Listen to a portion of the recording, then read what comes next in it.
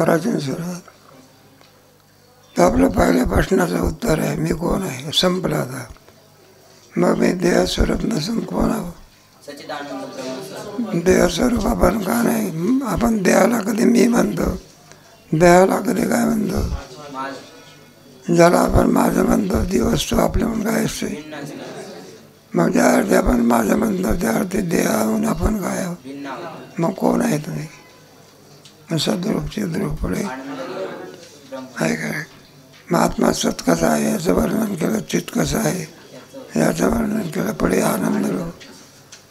म्हणून जो काही आनंद आहे तो आनंद आत्म्याचा आहे. आत्म्याशिवाय इतराच्या ठिकाणी आनंद नाही. हे झालं त्याचं वर्णन बघा. आता पुढचं आहे, 2-3 प्रश्न होते ना तेव्हा नाही अजून संपला नाही ना. आत्म्याचं वर्णन केलं पाहिजे ना. देहाला काय आहे? जन्म आहे की. आणि आत्म्याला काय नाही? मग पूर्वपक्षकार म्हणतो जन्म म्हणा की काय म्हणा? देहाला जसा जन्म आहे तसा आत्म्यालाही काय म्हणा? तर कोणते दोष येतात त्याच्यावर नाही. कृतप्रणाम, अकृताभ्याम असे दोष आहेत.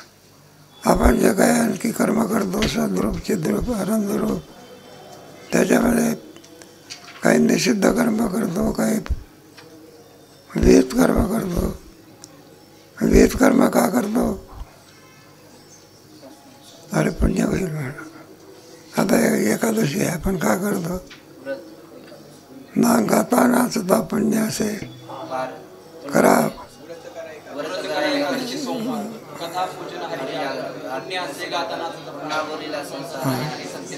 उगीच करतो का? पुण्य होते ना. अशी तर मग निर्जळ एकादशी करतो. आम्ही एकादशी करतो बरं का. तर उद्या आम्हाला ढेकरा येतात.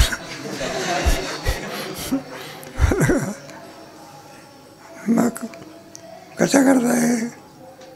तेव्हा हे व्रत वगैरे आधी करून करतात, त्याच्यापासून पुण्योत्पत्ती होते. कशाची? म्हणजे निषिद्ध कर्म करतात त्याच्यापासून काय होते? पाप. विहित कर्म करतात त्याच्यापासून. आणि माणसाला काय करावं लागते? बघावं लागतं. काय करेल? मग आपण पुण्य केलेलं आहे. काय केलेलं आहे? ना. आपल्याला आपण आत्म्याचा काय मानला? जन्म मानला. काय मानला?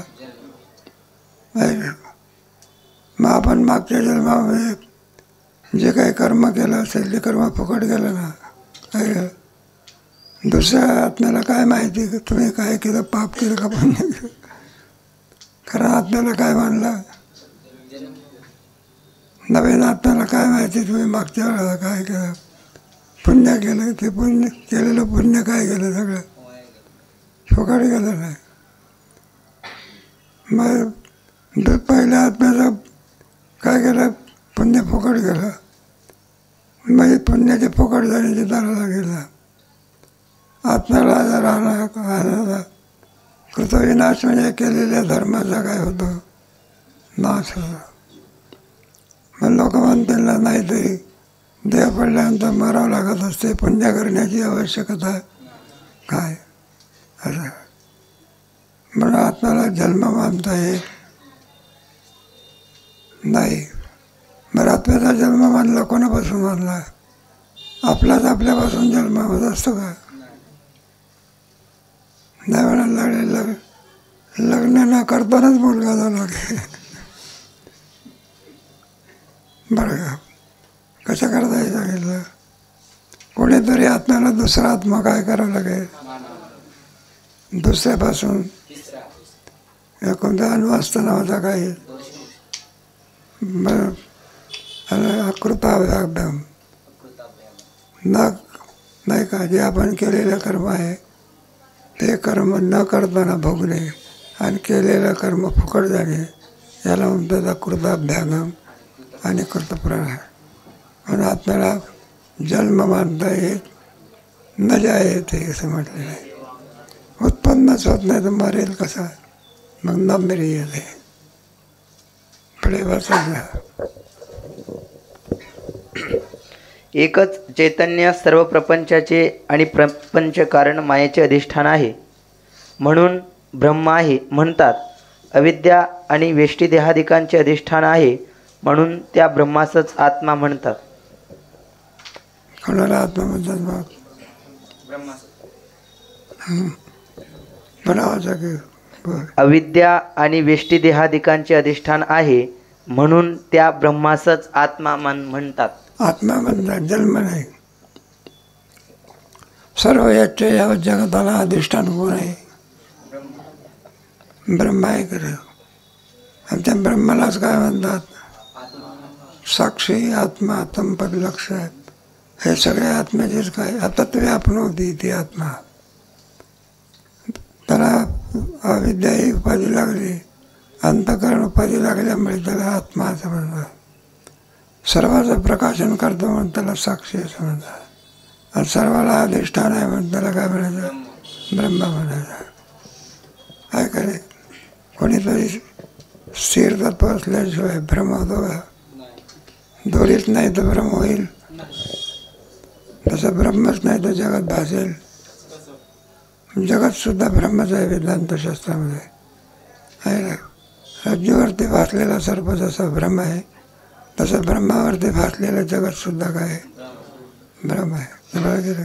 अनिर्वचनीय ख्याती कोणती? असून भासते का नसून भासते? तुमचा गीतेमधला 9वा अध्याय घ्या ना, त्याच्यामध्ये हा विषय आलेला आहे. न च मस्तानी भूतानी पश्यति. आत्मा कसा आहे? मया तदमिदं सर्वं जगद्व्याप्तमूर्तिना मस्तानि सर्वभूतानि न चाहं तेज अस्तितः. म्हणून सगळं स्वस्वरूपाच्या ठिकाणी जगाचा काही संबंध न च मस्तानी पश्य मे योग. भूते ना माझ्या ठाई आणि भूता माझी मी नाही. या खुणा काही दूर हा मचा ऐश्वर्य योग आहे काय? कोणत्या अध्यायामध्ये? मग कल्पना लोपे भ्रमशयन कल्पनेचं वैभव. कल्पना टाकून जर तू बघायला लागला तर सर्व भौत परत कोण भरलेला? मीच भरलेला आहे असं तुझं लक्ष आहे. त्याला कल्पनावाद म्हणतात. कोणता वाद? म्हणजेच अध्यासवाद. मग वेदांतशास्त्रामध्ये इतर दर्शनाचं सोडून द्या. वेदांतशास्त्रामध्ये जगत हे कल्पना अध्यास असं मानलेलं आहे. नैयायिक जगत सत्य मानतो. सांख्यसुद्धा जगत काय मानतात? योगी सत्य मानतात. सगळं सत्यत्ववादी आहे सगळे. हे काय शून्यवादी आहे तो. पण संगती कुठे लागते? शून्य आहे असं म्हणावं तर प्रतीती येते. वंद्यापुत्राप्रमाणे काय सर्प आहे कुठे? असंच ख्याती कोणती? बस वंद्यापुत्राप्रमाणे जर जगत आहे तर वंद्यापुत्राची काय येत नाही आणि सर्पाची काय येते? मत बरोबर आहे का खंडित आहे? मग वंद्यापुत्र दिसला पाहिजे काय झाला पाहिजे. आणि दिसला तर वंद्यापुत्र म्हणता येईल का त्याला? नाही का? म्हणलं मी वंद्याचा पुत्र असं एखादा माणूस म्हणून लोक म्हणतील डोकं काय झालं? लवकर काय केलं पाहिजे? मग आपला चाललेलं आहे आत्मविचार म्हणतात त्याला. कोणता विचार? गीतेमध्ये आहे ना आत्मविचार. द्वितीय अध्यायामध्ये तुमच्या याच्यामध्ये गीतेमध्ये आहे. दुसऱ्या अध्याय नासत्व विद्यते का?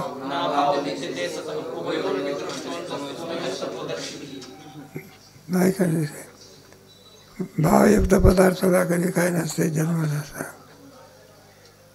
मग अनासत पदार्थाची सिद्धी होत. विचारात्मा निरसले प्रपंच सहजे संडवले. मग तत्वता तत्व भरले. ज्याचा कधी निराशच होऊ शकत नाही असं तत्व काय राहते. आणि बाकी सगळं शेतकऱ्याने उपन्न मिळलं म्हणजे काय होतं? सगळे उडण्यासारखं असे जे काय होते. आणि धनाची राशी काय राहते. मग ज्याचा कधी बाधाच होऊ शकत नाही त्याला सत म्हणायचा. ज्याला कशाचीच अपेक्षा नाही त्याला चित म्हणायचा. सूर्याला प्रकाश आणण्याची जरुरी आहे का? कसा आहे तो? आहे काय? गोडीला साखरेला गोडी आणावी लागते का? आणण्याची अपेक्षा आहे का? ती कशी आहे? स्वयं.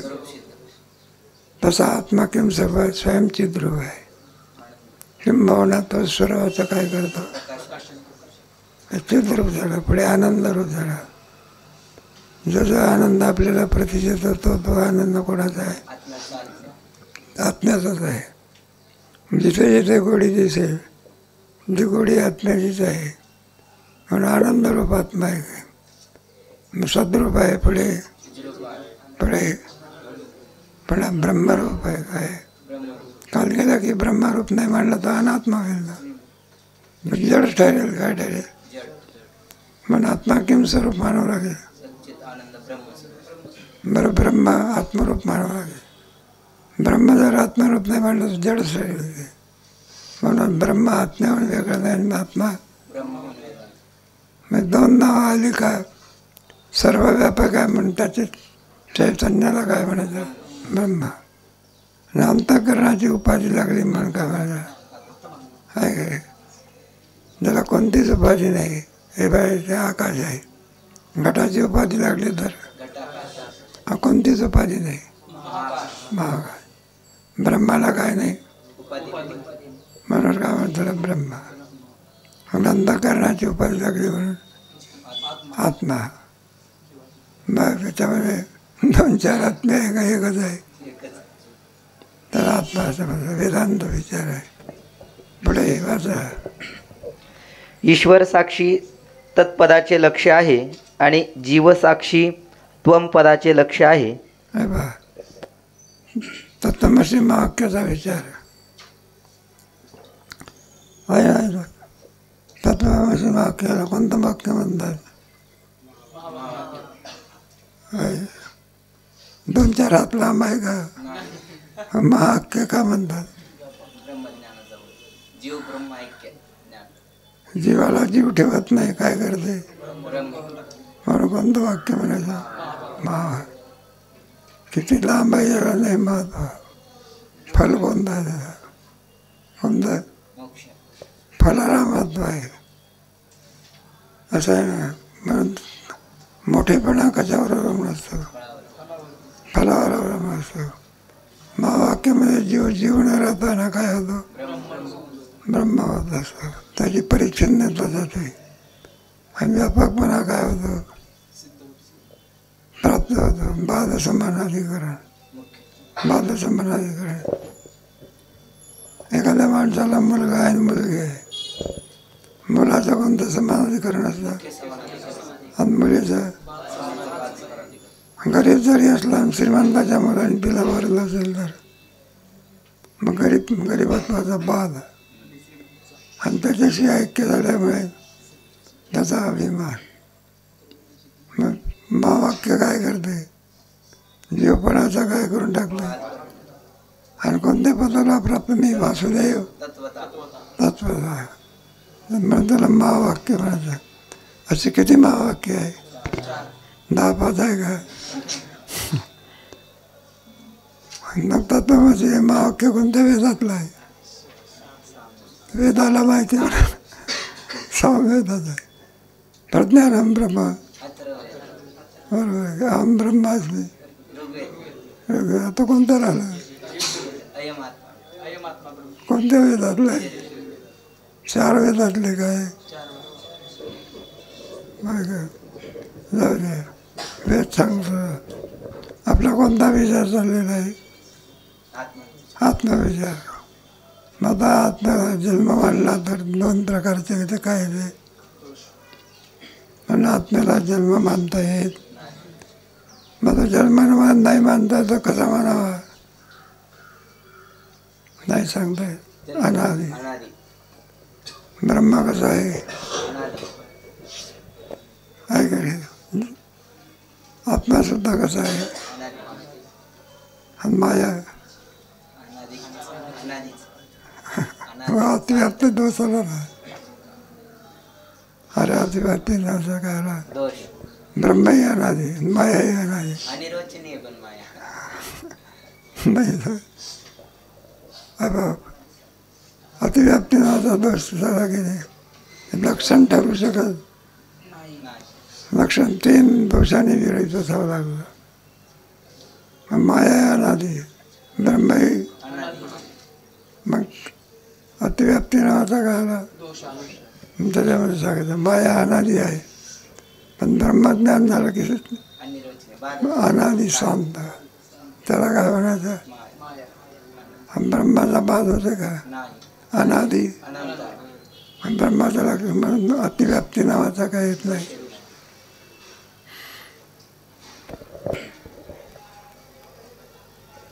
वेष्टी आणि समष्टी संगोतोपाहित चैतन्य जीवेश्वर साक्षी आहे.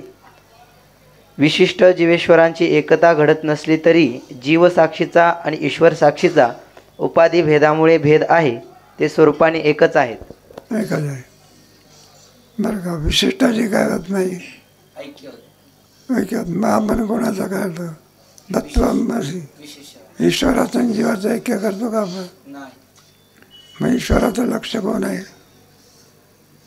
दुसऱ्या तरंगात होऊन गेलं म्हणा ब्रह्म आहे का रे आणि जीवाचं लक्ष मग ऐक्य कोणाचं करायचं आहे जीव आणि ईश्वराचं करायचं आहे का मग कोणाचं आहे आत्माच किम स्वरूप आहे असं. मग तुम्हाला पुढे येत आहे लक्षणाचे भेद येतात त्याच्यामध्ये लक्षण असताना जड लक्षण अजड लक्षण जग जड लक्षण पुढे हे झालं की लगेच पुढे वाचा. ते स्वरूपाने एकच आहेत. जसा घटाकाश आणि मठाकाश यांचा उपाधी भेदा वाचून स्वरूपात भेद नाही तसा आत्मा आणि ब्रह्म यांचा वेष्टी समष्टी उपाधी भेदा वाचून भेद नाही. ब्रह्म आणि आत्मा एकच वस्तू आहे. फक्त भेद कशापासून आहे घटाची उपाधी लागली आकाशाला काय किमसर झाले घटा काय मठाची उपाधी लागली तर मग आपल्याला उपाधीचा ऐक्य करायचं आहे का लक्षाचा घटाचं आणि मठाचं कुठे ऐक्य होते का. मग घटाकाश आणि मठाकाश ऐक्य कोणाचं होते आकाशाचं.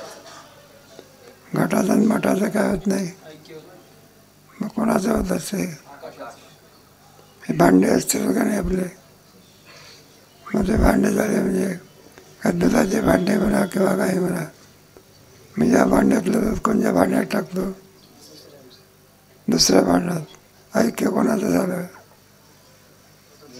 अरे एका दुधाच्या भांड्यामध्ये दुसऱ्या दुधाचं भांडं दूध काय केलं मग ऐक्य कोणाचं झालं भांड्याचं का मग कोणाचं आहे का नाही कोणाचं ऐक्य करून जमते का इस्लामचं आणि हिंदूचं कुठं ऐक्य होत असते जमतं का मग त्यांचं आपलं ऐक्य का होत नाही. ते सणाच्या दिवशी काय खातात जाऊ दे जास्त विषय नको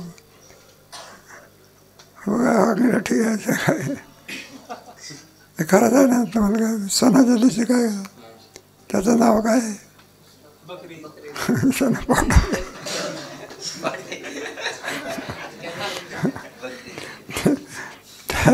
त्या दिवशी बकरीला फार भाव आलेला असं विकणारे कोण आहे जाऊ दे आपला हे नाही दृष्टांत नाही वाचा पुढे ते कीर्तनात सांगायचं नाही. परिच्छेद क्रमांक 40 आत्मा जन्मरहित आहे. तो ब्रह्मरूप आत्मा जन्मरहित आहे. आत्म्याचा जन्म मानला तर तो अनित्य होईल. आपल्याला जन्म मानला आपल्याला नित्य म्हणता येईल का आहे का नाही. अनादी कोणाला म्हणत असतो नित्य स्वरूप आहे त्याला काय म्हणतो आपण 15 अध्याय नरूपमस्य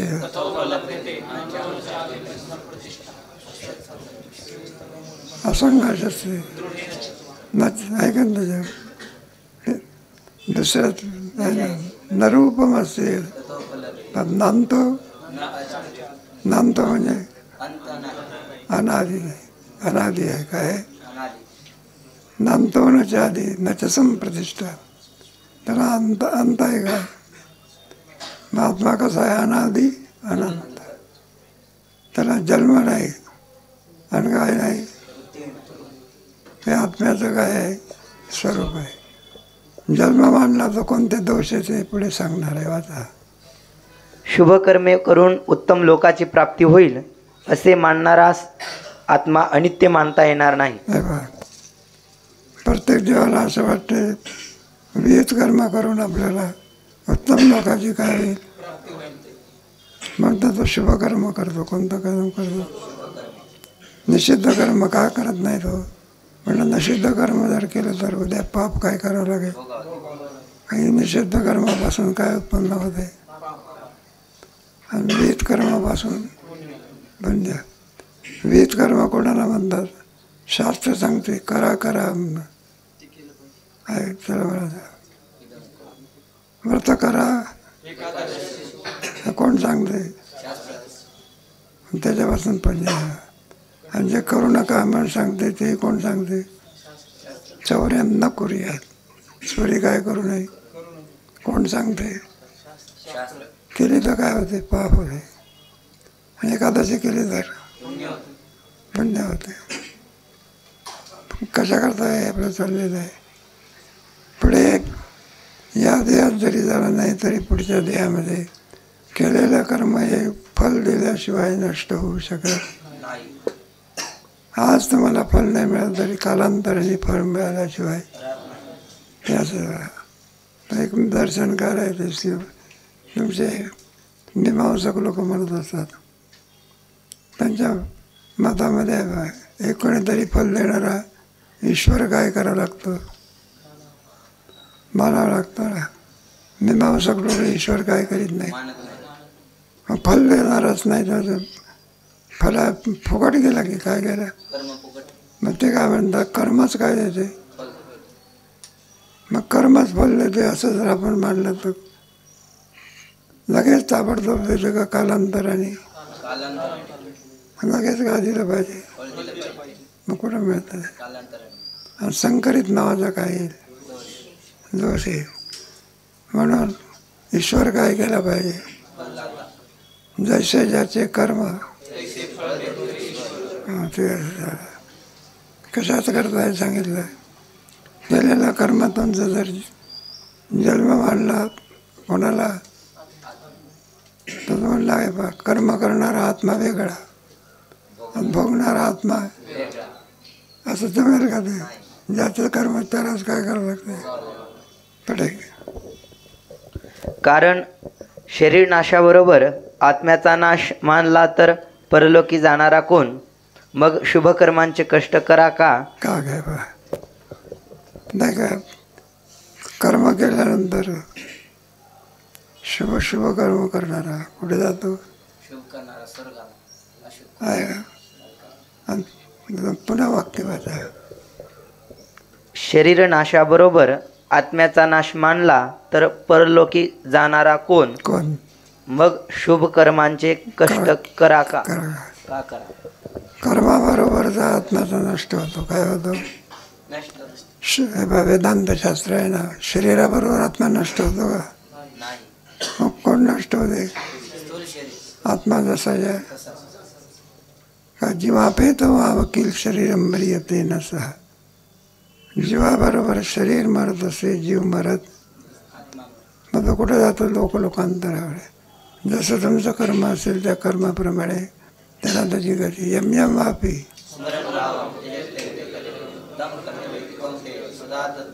तस्मात सर्वेषु कालेषु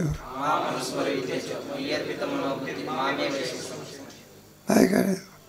शरीराबरोबर आत्मा जर मेला तर कर्म करायचं. भोगणारा भोगता लागतो ना. काय लागतो? भोगताच नाही तर स्वयंपाक भरपूर करून ठेवलेला आहे पण जेवणारच नाही. मग कोण पाहिजे?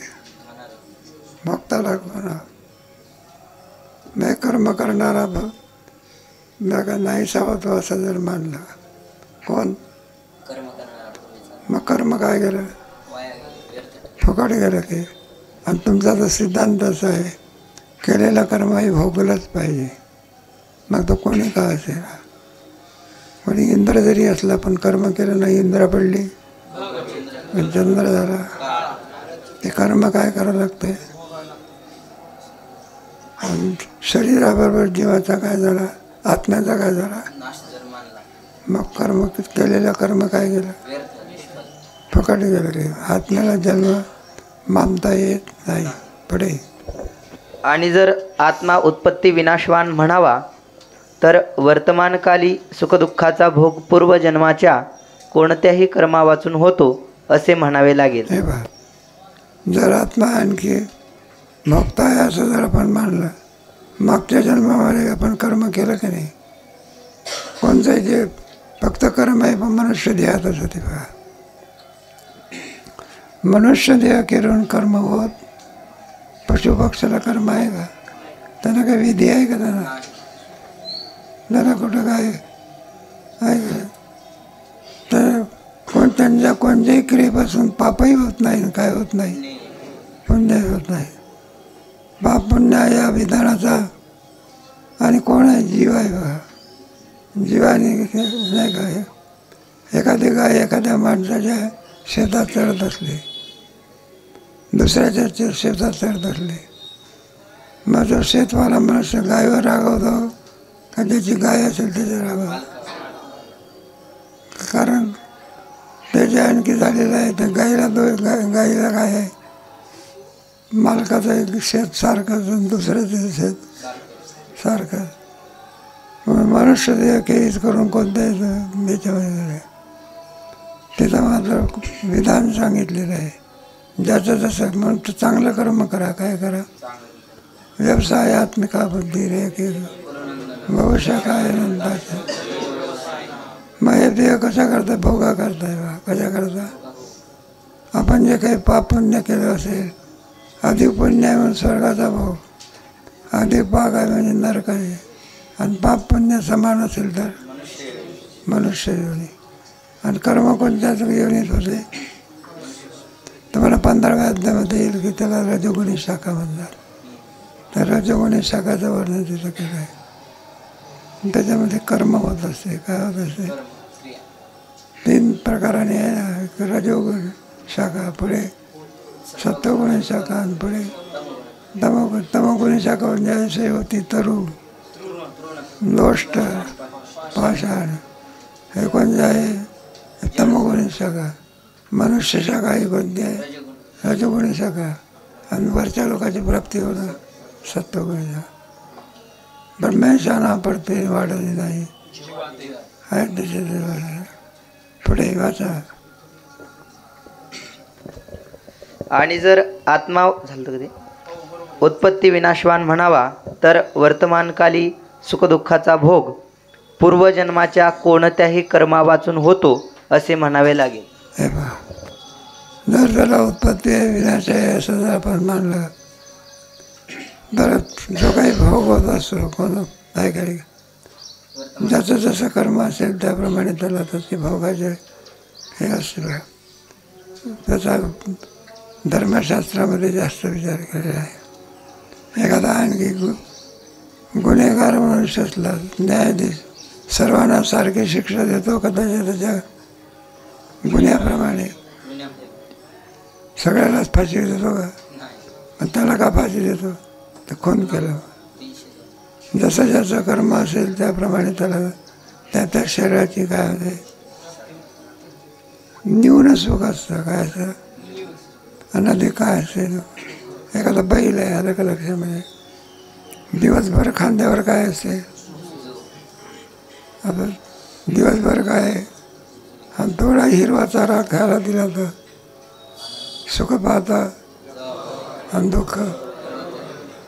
मग त्या बैलाला शेतकरी पाहिला की दुःख होते. आता म्हटलं आला डोक्यावर काय ते टांग्याचं गोड असते ना, ते टांग्याचं गोड बसून जाते बघा, तरी टाकावं अरे बरं की बसा बसा टाका टाका असं घोडं खाली बसते तरी हात आणि खायला किती देतो.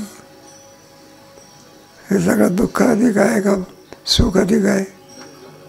दुःख काय? मनुष्य देह करून खालच्या योनीमध्ये सगळा दुःखाचा भोग आहे. कोणता भोग? असं आहे. आणि वरच्या देहामध्ये सुखाचा भोग आहे पण दुःखाचा भोग आहे. दुःख वरच्या देहाच्या लोकांना दुःख कशाचं आहे? पुनरपि जननम, जन्माचं दुःख आहे काही मरणाचं काय आहे? ब्रह्मदेव जरी झाला तरी सुद्धा त्याला मरण चुकलेलं आहे का? इंद्राला चुकलं का? तोही पुनरावृत्तीचे मापा. ब्रह्मदेवाच्या एका दिवसामध्ये 14 इंद्र जातात. किती? इतका बाबा जगत असतो. म्हणून स्वर्गातल्या लोकांना गरिबीचं दुःख नाही. म्हणजे कोणतं दुःख आहे? आणखी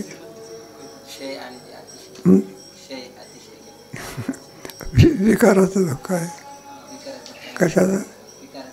विकाराचं दुःख आहे. म्हणून तर इंद्रा पडली भागे आणि चंद्र झाला. विकाराचं दुःख म्हणून. संताना, अरे संताना कोणतंच काय नाही. जन्म मरणाचं काय नाही. आणि विकाराचं आहे काय? काम क्रोध लोभ नवघी आनंदाची. काम नाही काम नाही. 12वा देवाचा तुम्ही त्याच्यामध्ये भक्ताची लक्षणं सांगितली आहे. त्याच्यामध्ये आहे का त्यांना भीती नाही काही नाही आहे. द्वेष नाही. अद्वेष्टा सर्व मैत्र करुण. असं आहे. जाऊ दे. आपल्याला सिद्धांत बंद चालला आहे. आत्म्याला जन्म मानता येत अनादि स्वरूपाचा आहे. काय आहे? पुढे यासच अकृताभ्यागम असे म्हणतात. आणि या जन्मी केलेल्या कर्माचा भोग दिल्या वाचून नाश होतो असे म्हणावे लागेल. यासच कृतप्रणाश म्हणतात. हे पहा, आपण जे काही पुण्य आहे, पुण्य केलेलं आहे, कशा करता त्याचा आपल्याला चांगलं काही मिळावा. आमचं केलेलं कर्म जर आपण आत्माच जन्म मानला तर या देहात केलेल्या आत्म्याचं पुण्य आणि पाप काय केलं? फल न देतानेच काय झालं आहे का रे? कारण दुसरा आत्मा येईल की. कोणता आत्मा? पहिला आत्मा जाऊन दुसरा आत्मा येईल. तुम्हाला गेलं ना पुढे आहे बाई ईश्वराच्या ह्याच्यामध्ये आहे. गेला आहे का तुम्हाला ईश्वराचा? अजून यायचं आहे की ते जगताचा करता कोण आहे? ईश्वराचा जन्म मानला तर त्याच्यामध्ये 6 प्रकारचे काय? आत्माश्रय, अनन्याश्रय, चक्रिकापत्ती, विनियम विनिय, अनवस्था, प्राकलोप असे 6 प्रकारचे काय येतात. पुढे सांगू तुम्हाला. बस या अकृताभ्यागम व कृतप्रणाश दोषामुळे आत्म्यास उत्पत्ती विनाश म्हणता येत नाहीत. म्हणून 2 प्रकारचे दोष येतात. एक कोणता? पहिला दोष कोणता? अकृताभ्यागम. आणि दुसरा दोष कोणता? कारण आपण जे काही कर्म केलेलं आहे फल देतानीच का होईल ते. आणि सिद्धांत आहे की जो ज्याचं कर्म करेल त्याप्रमाणे ईश्वर त्याला काय देतो? फल देत असतो. तुमच्या कर्मशास्त्रामध्ये ईश्वर काय करावं लागतं? एक दर्शनकार म्हणतो कर्मच फल देते. पण कर्म हे जड स्वरूपाचं आहे. जडाला कुठं अक्कल असते का? अरे जडाला अक्कल असते तर ॲक्सिडेंट कशाला झाले असते? त्या गाडीनं सांगितलं असतं आपल्याला ते बसू नका, मी उलटणार आहे नाही का? त्या विमानाने सांगायला पाहिजे होतं ना, मी काय होणार आहे, कोसळणार आहे. मग काही अक्कल होती का? इतके आणखी मी जर खाली कोसळलो तर इतके लोक काय होतील? मरतील. याचं ज्ञान जडाला असते का? ज्याला ज्ञान नाही त्याला जड म्हणायचं. काय म्हणायचं? त्याला कुठं ज्ञान आहे का? दगडावर दगड पडला तर खालचा दगड ओरडतो का? कारण वरच्या दगडाला ज्ञान नाही, खालच्या दगडाला काय नाही. एखादा दगड मांगठ्यावर पडला तर हानू का म्हणलं तुला? हा अंगठा जड आहे का? ते तर नाही, येतो नाही बरं का. आणि दगड कसा आहे? जड आहे. त्याला कुठं ज्ञान आहे का? पुढे पुनर्जन्म मानल्याशिवाय व्यवहारातील सुखदुःखांची व्यवस्था लागणे शक्य नाही. म्हणून काय करावं लागतं? व्यवहाराची काय लागू शकत नाही. व्यवहाराची व्यवस्था व्यवहारावरून आपल्याला ठरवायचं आहे ना. पुढे आत्मेची ठिकाणी लिंग शरीरामुळे प्रतीत होतो. जन्म म्हणलं चुकलं का? नाही बरोबर. हे पहा, आत्म्याच्या ठिकाणी जन्म आहे का? नाही. वेदांतशास्त्र कोणतं शास्त्र? इतर लोक मानतात तो प्रश्न त्या सोडून, पण वेदांतशास्त्र सांगते आत्म्याच्या ठिकाणी काय नाही. मग जन्म आपल्याला वाटतो का? लिंग शरीर आहे का? लिंग शरीर काय करते? या देहातून व्यापकाच्या ठिकाणी कुठं क्रिया असते का? येणं जाणं असते का? मग क्रिया वगैरे कर. तर लिंगदेह असतो ना. प्रारब्ध संपला म्हणजे लिंगदेह त्या शरीराला सोडून काय होते? उत्क्रामंतम सुदम वापे विज्ञानम विमुडा नानु पश्यंती पश्यंती. मग सगळे धर्म आत्म्याचे आहे का? त्या उपाधीचे आहे का? उपाधी आहे. उत्पन्न होते, मरते, वाढते. सगळे धर्म कोणाचे आहे? उत्क्रामंतम पुढे शीतम वापी भंजानम वा गुणान्वितम देवडा नानू. आपण सगळे आत्म्याचे धर्म लावतो, पण ते आत्म्याचे धर्म नसून कोणाचे आहे? उपाधीचे आहे. आणि उपाधीच्या धर्माचा आश्रय आरोप कोणावर करतो आपण? आहे काय? मग वेदांत शास्त्र काय करत असे? उपाधीचा संबंध आपण जे तादात्म्य घेतलेलं असतं ते तादात्म्य काय करते? आहे का ना तुम्हाला? वेदांतशास्त्र दुःख कोणामुळे? आपल्याला शरीरामुळे. आपल्या शरीराचा तादात्म्य सुटल्यानंतर दुःखावरून काय झाला? मोकळा झाला आहे ना. म्हणून आपल्याला दुःख कोणामुळे होत असते? तादात्म्यामुळे. कोणीतरी ग्रस्त आपला चालला होता, त्याचा मित्र भेटला. अरे म्हणला, अरे थांब की थोडं. म्हणला वेळ नाही बोलायला. काय नाही.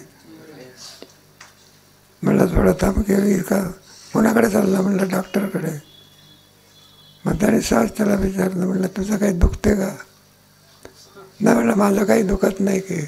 मग डॉक्टरकडे जाण्याचं कारण काय?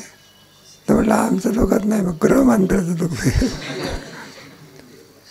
ताप कोणाला आलं आणि औषध घ्यायला कोण चाललं? मग कशामुळे? दुःखाला काय कारणीभूत आहे? तादात्म्य सुटलं तर, घटस्फोट झाला तर काय? म्हणून आपण जीवाने शरीराची काय केलेलं आहे? म्हणून जीव झाला तो. काय झाला? त्याला आदिभूत म्हणतात. काय म्हणा? शरीराला आदिभूत म्हणायचं. आधी जीवाला काय म्हणायचं? आदिदैव. आत्म्याला आदियज्ञ म्हणायचं. किंतात ब्रह्म किंमत आत्मा अधिभूतांच किंपक्तम आदि अक्षरम ब्रह्म परम अक्षरती ते अक्षर. ज्याचा कधी नाश होऊ शकत नाही म्हणून त्याला ब्रह्म असं म्हणतात. गीतेमध्ये चांगला विषय आहे. कोणत्या अध्यायात आहे? बरं, विचारत नाही, काळजी करू. पुढे आत्म्याच्या ठिकाणी जन्म लिंग शरीरामुळे प्रतीत होतो. वस्तुतः साक्षीरूप आत्म्यास जन्म नाही. हे पहा, लिंग शरीर काय होतं? प्रारब्ध संपलं की या देहातून वारा काय करतो? सुगंधाला काय करतो? घेऊन जातो. उत्क्रामंत काय त्याच्यावर खालच्या वरच्या होवे आहे ना, त्याच्यावर आहे. त्याला जन्म कशाला म्हणत असतात? त्याच्याकरता कळायला पाहिजे ना त्याच्यामध्ये.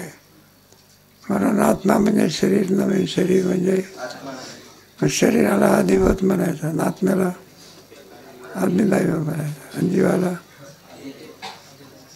या आत्म्याला आदिदैव म्हणायचं. तुम्ही होच म्हणता. आत्म्याला अधियज्ञ म्हणतो आणि जीवाला आदिदैव म्हणा. पुढे वाचा. त्यासंबंधीच प्रस्तुत विचार आहे. जर आत्म्यास जन्म मानावा तर जन्म मानण्यास काही हेतू कारण पाहिजे. उगीचा जन्म प्राप्त होत असो का काहीतरी कारण पाहिजे. विनाकारणाशिवाय जन्म होऊ शकत नाही. आणि ज्याचं सगळं कर्म निवृत्त झालं असेल, जन्म नाही रे अनेक तुका म्हणे माझी, कर्म शिल्लक राहते म्हणून काय होते. हे पाय दिवसाचं सुद्धा कर्म आहे ना. आपण झोपेमध्ये जातो, सुखाचा त्या ठिकाणी आनंद आहे. मग पुन्हा जागृतीमध्ये काय येतो, त्या दिवसाचं कर्म येतं. पहिल्या दिवसाचं कर्म संपलं म्हणजे झोप येते आणि दुसऱ्या दिवसाचं कर्म सुरू झालं म्हणजे जागा होत असं. आणि परंपरा काय असते, आहे काय अगा कर्मे जाई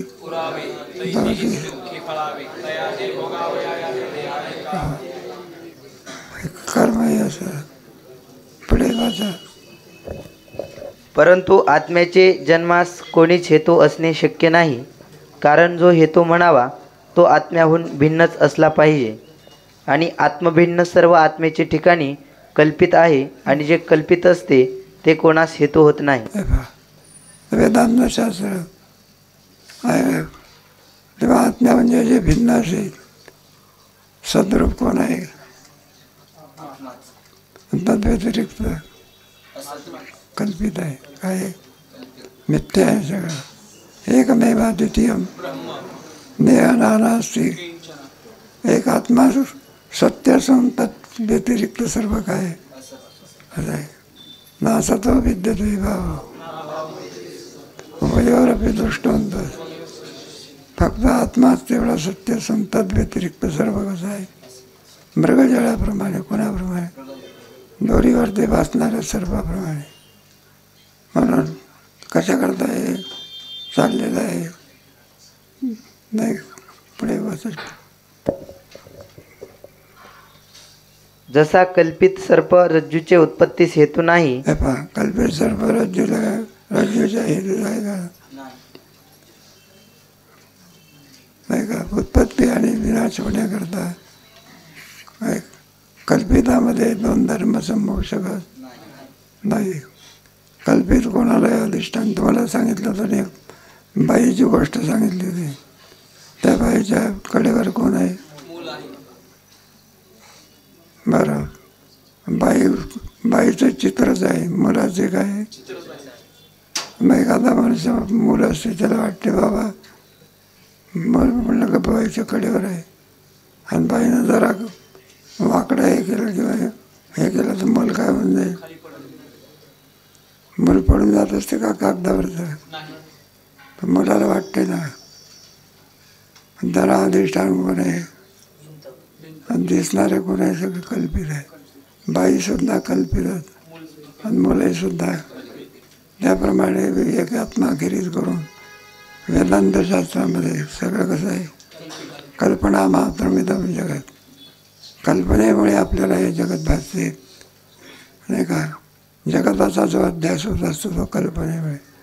दोरीवर ते सर्पाचा अभ्यास कशामुळे होतो, कल्पनेमुळे, आहे का. कल्पना दोरीचं ज्ञान झाल्यानंतर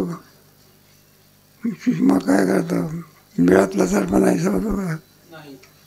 मग कुठला सर्प होतो, दोरीवरचा सर्प तुमच्या मनातला. अर्थाचा सिद्धांत दोरीवरचा सुद्धा नाही, कुठला दोरीवरती सुद्धा त्रिकाला बाधित काही नाही, सत्य नाही. मग दोरीवरचा सर्प कोणाच्यामुळे, तुमच्यामुळे आहे. दोरीला माहिती आहे का माझ्यावर सर्प आहे. मग कोणाच्या कल्पनेत आहे. मग निवृत्त होतो त्यावेळेला दोरीवरचा सर्प निवृत्त होतो का तुमच्या कल्पनेतला. त्याला कल्पना. कल्पना लोपी भ्रंशीन कल्पने सगळे. पुढे दुसऱ्या एका रीतीनेही आत्म्यास उत्पत्ती मानता येत नाही. ती अशी, जशी रज्जूच्या ठिकाणी दंड, सर्प, जलधारा इत्यादी भ्रांती होते, त्यात दोन अंश आहेत. एक सामान्य इदम अंश म्हणजे हा आणि सर्पादी विशेष अंश. त्यात सामान्य इदम अंश सर्पादी विशेष अंशात व्यापक असतो. आता तुझा विचार करायचा, सामान्य काय आणि विशेष काय. दोरीवर ते दोरी आहे असं आहे ना, तो आहे त्याला सामान्य म्हणायचं. काय म्हणायचं? आणि जो सर्प वगैरे आहे ना, त्याला कोणता अंश म्हणायचा? विशेष. सामान्य आणि सद्वंश असतो त्याला सामान्य असं म्हणायचं. आहे या रूपाने काय यायचं त्याला सामान्य. आणि त्याच्यावर जे भासते त्याला काय म्हणायचं? आग पेटीची काडी आहे, त्याच्यामध्ये अग्नी आहे का नाही, कोणता? आणि त्यानंतर काय होतं, लाकडामध्ये सुद्धा अग्नी आहे की नाही, कोणत्या रूपाने? आणि विशेष घर्षणामुळे एखाद्या पुरीचा आता सिलेंडर निघाला पूर्वीच्या काळामध्ये, इथे संस्थेमध्ये सुद्धा स्वयंपाक करण्याकरता काय द्यावी लागेल? लाकडं. मला सर्पानं स्वयंपाक करण्याकरता लाकडं न देण्याच्या ऐवजी दगडं दिले तर दगडात काय अग्नी आहे का? दगडामध्ये सामान्य विशेषाचा अभाव आहे. आणि लाकडामध्ये सामान्य काय? शरीरात सुद्धा कोणता आत्म्याचा सामान्य होत आहे.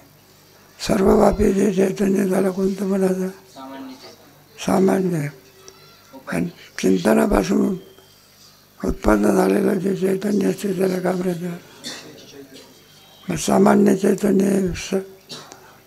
अभ्यास निवृत्त करू शकते का? कोणतं चैतन्य? आगपेटीमध्ये गुण आहे ना, सामान्य आहे, तो अंधकार निवृत्त करतो का? घर्षण केलं तर सामान्य रूपाने अग्नी आपल्या आत्मा आहेच की, तैसा हृदयामध्ये मी. पण विशेष रूपाने आपल्याला काही नाही ज्ञात नाही. आत्म्याचा जन्म मानता येईल पुढे. म्हणजे हा सर्प, हा दंड, ही जलधारा अशी प्रतीती येते. तो व्यापक सामान्य इदम अंश रज्जू स्वरूप आहे आणि त्यासच रज्जूचे सामान्य ज्ञान म्हणतात. सामान्य अंश आहे या रूपाने जो ज्ञान असते ना, त्याला कोणता अंश म्हणायचं? सामान्य. नाही का? हा आहे, हा मनुष्य आहे, हा विद्यार्थी आहे, त्याच्यामध्ये आहे की नाही? विद्यार्थी विशेष अंश. कोणता? जो माहिती सांगतो त्याला काय म्हणायचं? विशेष. आणि ज्याच्याशिवाय विशेष उत्पन्न होऊ शकत नाही त्याला काय म्हणायचं? सामान्य. म्हणून सर्व व्यापक परमात्मा आहे त्याला काय म्हणायचं? आणि चिंतनाच्या योगाने जी वृत्ती तयार होत असते त्याला कोणतं म्हणायचं? विशेष म्हणतात. सामान्य म्हणजे व्याकरणात आहे ना, अरे सामान्य नामाने सर्वाला जे असते ते आणि एकालाच असते ते विशेष नाम. नाही का? हा मुलगा आहे, सामान्य ज्ञान. हुशार मुलगा आहे, पण विशेष ज्ञान. हळूहळू चालतो आणि जोरात चालतो, दोन क्रिया विशेष नाम आहे का? तो सामान्य इदम अंश सत्य आहे, कारण रज्जूचे ज्ञानानंतरही इदम अंशाची प्रतीती येते. ती अशी: भ्रांतिकालात हा सर्प आहे, तेव्हा सर्पाशी मिळून या इदम अंशाची प्रतीती होते. आणि रज्जुज्ञानानंतर हा इदम अंश रज्जूशी अभिन्न होऊन ही रज्जू आहे अशी प्रतीती होते. बाबा ही प्रतीती का होते? सामान्य विशेषाची प्रतीती का होते? तो विषय चांगला विषय आहे, त्याचा विचार कधी करू. मग इथेच थांब.